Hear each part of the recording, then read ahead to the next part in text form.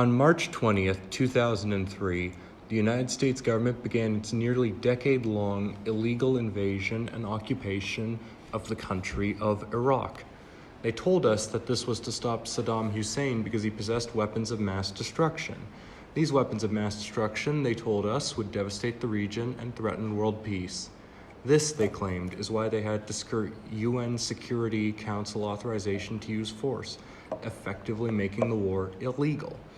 As the U.S. begins to break out the same playbook in Venezuela, it's worth remembering the lies that Americans were told in 2003. Here is the then Vice President, really the actual president if we're being completely honest, Dick Cheney, lying to the public to justify regime change in the Middle East.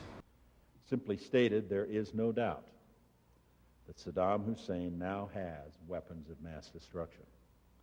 There is no doubt that he is amassing them to use them against our friends, against our allies, and against us. And there is no doubt that his aggressive regional ambitions will lead him into future confrontations with his neighbors, confrontations that will involve both the weapons that he has today and the ones he will continue to develop with his oil wealth. Now, Vice President Cheney said a lot of words in that clip, most of them untrue, but he gave up the game when he mentioned Iraq's oil wells.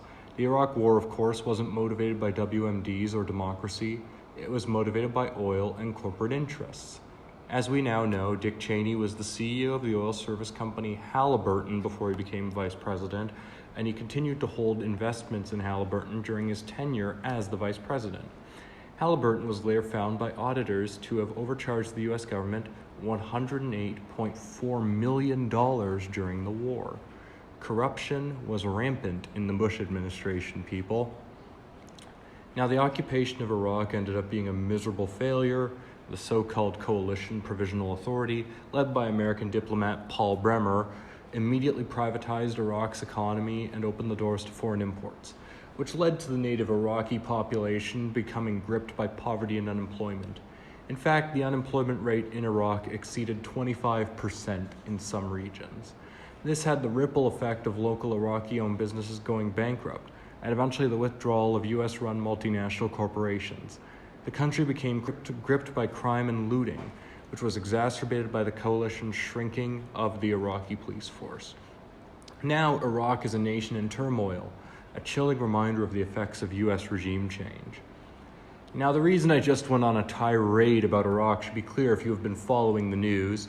On January 3rd, 2026, United States President Donald Trump ordered American special forces to invade Venezuela and kidnap its president, Nicolas Maduro.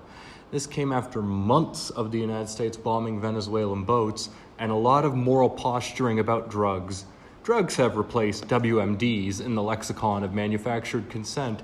Oh God, fentanyl is coming into the States from Venezuela. That's why we need to ignore international law. Except that's not quite true, actually. From the Cato Institute, which by the way is a right-wing think tank, so it's not just my crazy lefty bias speaking here, quote, "Putting that aside, it's also important to consider Venezuela's role in supplying the illegal drug market in the U.S. A review of the data indicates that Venezuela's role is very minor. For one, Venezuela likely has nothing to do with smuggling fentanyl into the U.S. The Drug Enforcement Administration, or DEA's annual National Drug Threat Assessment, NDTA, its definitive statement on drug sources and trafficking routes makes the picture clear. Fentanyl is produced overwhelmingly in Mexico, using precursor chemicals that come primarily from China and India.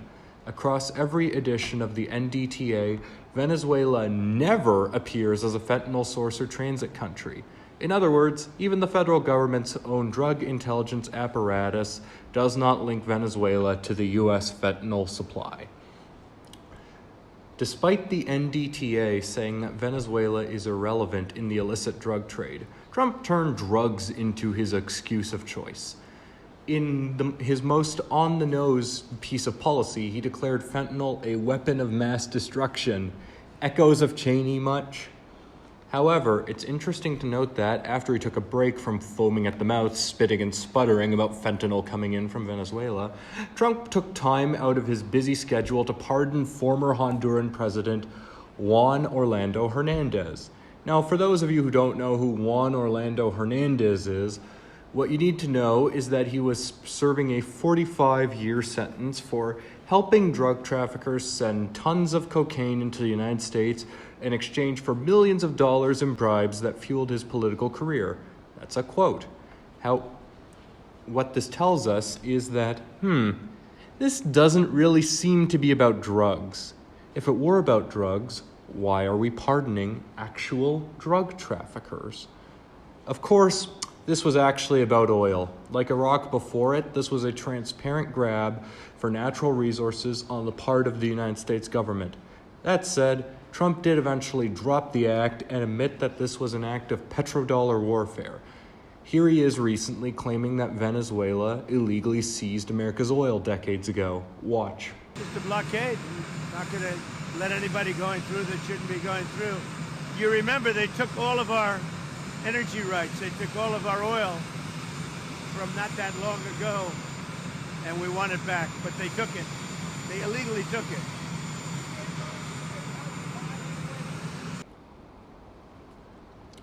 Now, while Venezuela did seize assets and land from U.S. oil companies under Chavez, the Venezuelan constitution clearly states that the Venezuelan oil reserves are owned by the government of Venezuela. There's debate over whether or not certain unrelated assets were seized without proper compensation, but nobody contests that the oil itself belongs to the Venezuelan government. Furthermore, restoring Venezuela's oil wells could cost a small fortune and take insane amounts of time. From NPR, quote, "But seizing current oil production is one thing. Overhauling Venezuela's entire oil industry would be another. Independent research firm Rystad Energy has estimated that it would take $183 billion over more than a decade to restore Venezuelan oil production back to a 1990s era level, more than tripling it from its current rate of less than 1 million barrels a day. And companies might be hesitant to rush in, or rather rush back in. Chevron is the only U.S. oil company still operating in Venezuela. ExxonMobil and ConocoPhillips left after the Venezuelan government forcibly renegotiated contracts around 2007, which cost them billions of dollars. One big factor in the math problem is that right now the world is making more oil than it needs. By some calculations, the oversupply is approximately 2 million barrels per day, twice Venezuela's current daily production. Now I ask you, how does spending $183 billion on another country's oil reserves help average everyday Americans? According to recent data, 2/3 of Americans are either switching to cheaper groceries or buying less food when shopping. When a society is more concerned about spending billions of dollars in another country for a substance the world is making too much of, whilst the populace is starving, that, in my opinion, is a deeply unstable civilization. Now, this whole affair was clearly illegal. Not only was it not approved by Congress, but it was an unprovoked act of aggression, something which is illegal under international law, more specifically the Charter of the United Nations, which states that countries must respect each other's political independence and territorial sovereignty. The U.S., being a member state of the UN, is bound by its charter. Trump's goons in the right-wing media ecosystem know that this is illegal, which is why they have now been forced to come out against international law itself. Here's Ben Shapiro declaring that international war is fake, as warmongers want to declare. Watch. When people say there is a violation of international law, no one cares. There is no such thing as international law. It is nonsense.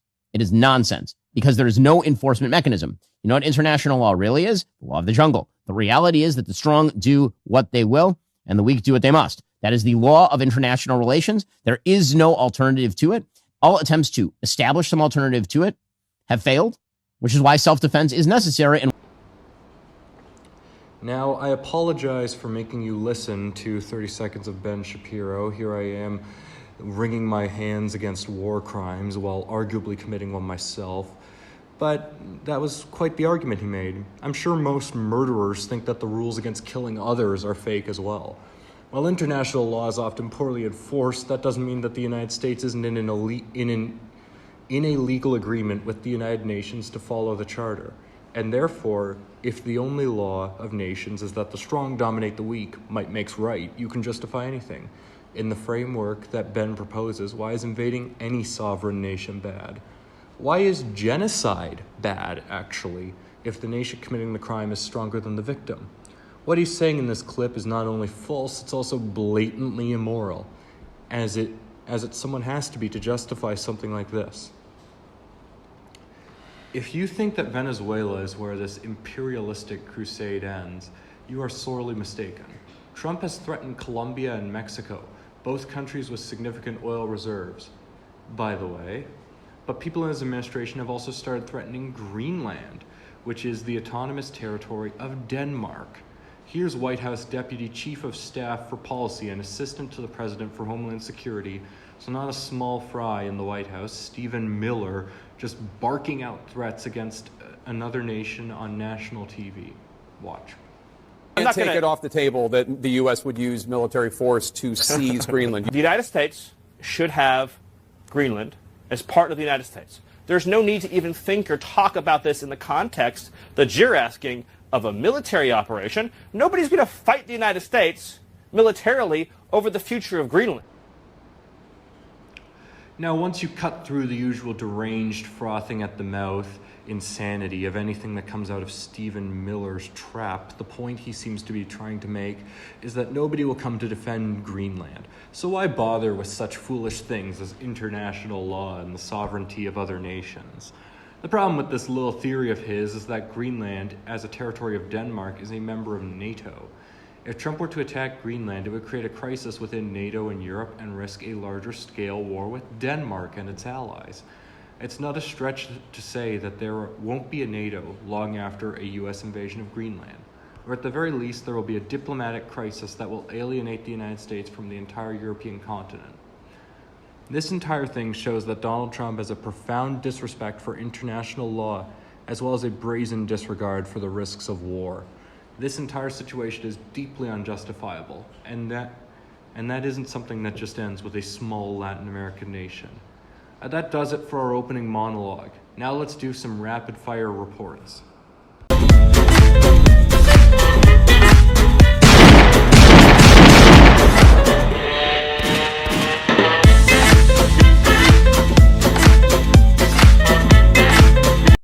Welcome to the rapid-fire reports. Personally, for our first story, I hate covering stories like this because they make me lose what little faith in humanity I had left. But unfortunately, someone has to discuss this degeneracy, so I suppose that'll have to be me. Twitter's, and it is Twitter, I will call it X over my dead body, AI image generator, is being used to generate non-consensual pornography of people, some of whom are children. From The Guardian, quote, "Later last fall, an internal update to Grok pushed the bot towards darker and more extreme content. Though the sexualization of children was technically disallowed in the bot's internal prompts, the bot's instructions from XAI state that teenager girl does not necessarily imply underage." That's a quote. The instructions also emphasize that the bot should not observe any restriction to the darkness or violence of sexual content, The Atlantic reported. Taken together, these updates allow the bot to create realistic images of real living teenagers or girls, along with adult women or anyone else, for the sake of the user's sexual gratification. Elon Musk has said that he wants the bot to produce, quote, NSFW content that he describes as unhinged. Users have obliged. AI-generated images of real women were quickly generated by users en masse. Men and others were able to use the product to harass women they knew, to take revenge on old girlfriends, humiliate co-workers, classmates, family members, and acquaintances, and express domination or contempt for strangers, internet personalities, celebrities, and ordinary users. @Grok, put her in a bikini, or @Grok, take her clothes off, or @Grok, spread her legs became regular responses to any images of women post of themselves, or which are posted by others on the platform. This is genuinely disgusting, but it's what happens when you have a mass adoption of AI with no meaningful regulation or guardrails.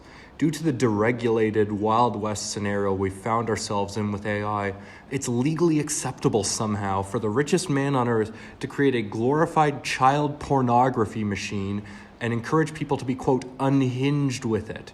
The first step is banning the creation of hyper-realistic pornography with AI, period.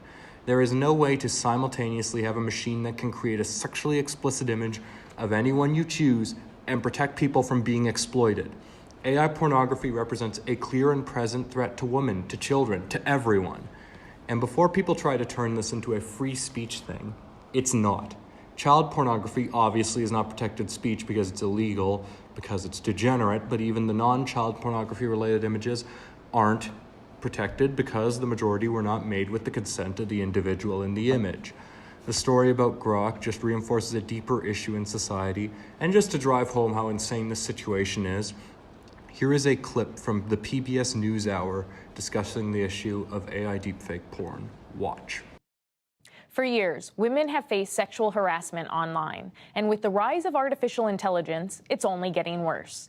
Deepfakes, which use AI to create manipulated but hyper-realistic images and videos of real people in fake situations, are routinely used against women. A 2019 study revealed that a staggering 96% of all deepfake videos were non-consensual pornography. 96% of all deepfake videos were non-consensual pornography.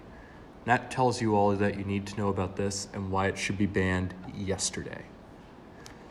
We have this from The Independent. Gen Z men are moving away from MAGA in droves, polls show, quote, male Gen Z voters are breaking with President Donald Trump and the Republican Party at large, recent polls show. Less than a year after this same cohort defied convention made a surprise shift right, helping Trump win the 2024 election. President Trump's approval rating stands at 32% among 18 to 29-year-olds, and young men prefer Democratic control of Congress by a 12% margin, according to the recently released Harvard Youth Poll, which was conducted last month. Young Americans are sending a clear message. The systems and institutions meant to support them no longer feel stable, fair, or responsive in this generation. John Dilla Volpe, the director of polling at the Harvard Institute of Politics, said in a release alongside the findings, their trust in democracy, the economy, and even each other is fraying. Not because they are disengaged, but because they feel unheard and unprotected in a moment of profound uncertainty. Now, in my opinion, there are some important takeaways from this. Firstly, this is a sign that political literacy is frighteningly low among youth. I know we can just go off with you get what you pay for, fell for it again, and all of that, but that does not solve the core problem. One where people are getting their news from random video clips on Instagram instead of trustworthy sources. I think that Trump was billed as a wrecker who could break the system and thus fix systemic issues like the economic strife that young people face. Instead, he was just someone who wrecks stuff without any of the improvements. What needs to be done is that young people need to get politically educated and start learning about what the real fixes to these problems are. Because as someone in Gen Z myself, it's terrifying that I might not be able to afford a home in the future. It's awful that I'm struggling to afford groceries, and I'm right here with you. But fake populism, or slopulism if you will, won't fix anything. It will only continue to break and destroy until you don't have a country anymore.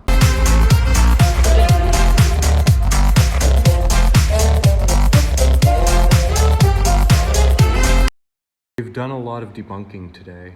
However, we still have a Just the Facts to get through, and sadly we have to talk about more barbarism from the Trump administration. On Wednesday, a woman by the name of Renee Nicole Good was executed in her car by an ICE agent named Jonathan Ross in Minneapolis. Good was a mother of 3, and this act of senseless violence represents the clear and present danger of having unaccountable masked men running around your country, kidnapping civilians. This isn't an accident or a glitch. This is the logical conclusion to ICE's barbaric policies, and the Trump administration knows this. That's why people in the administration and its media surrogates have begun to spin the murder as the agent defending himself. Good, so claims the administration, was trying to run Ross over. You see, he had to execute this woman because otherwise he would have been executed first. Here's J.D. Vance making that false argument. Watch. Department of Homeland Security is already investigating this, but the simple fact is, what you see is what you get in this case. You have a woman who was trying to obstruct a legitimate law enforcement operation. Nobody debates that. You have a woman who aimed her car at a law enforcement officer and pressed on the accelerator. Nobody debates that. I can believe that her death is a tragedy while also recognizing that it's a tragedy of her own making and a tragedy of the far left who has marshaled an entire movement, a lunatic fringe against our law enforcement officers. And here is Fox News bootlicker and a man who has been scolded by his mother on air, true story, Jesse Waters, doing the same thing. Watch this. A woman parked her car, preventing the ICE agents from leaving, and was ordered to exit the vehicle multiple times. Officers attempted to open her door after she wouldn't comply. That's when she backed up her car and gunned it straight at an ICE agent. The agent opened fire on the driver to defend himself.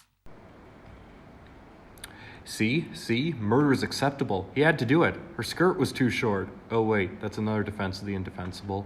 But the point is that Renee Good was killed in self-defense.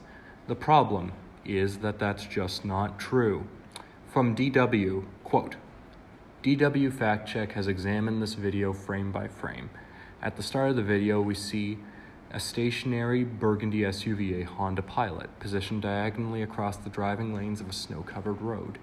DW Fact Check was able to identify the precise location. It is Portland Avenue in Minneapolis, approximately outside house number 3328.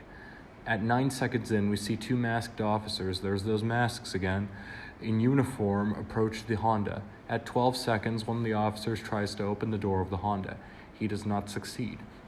The driver then starts to drive off. She reverses briefly, then starts to drive forward. 14 seconds, a third officer becomes visible. His face is only partially obscured, and he is standing in front of the vehicle with his gun drawn. Immediately afterward, he shoots 3 times directly at the driver. At 15 seconds, we can see that the Honda is steering past the shooter. The front tires are turned to the right, away from the ICE officer.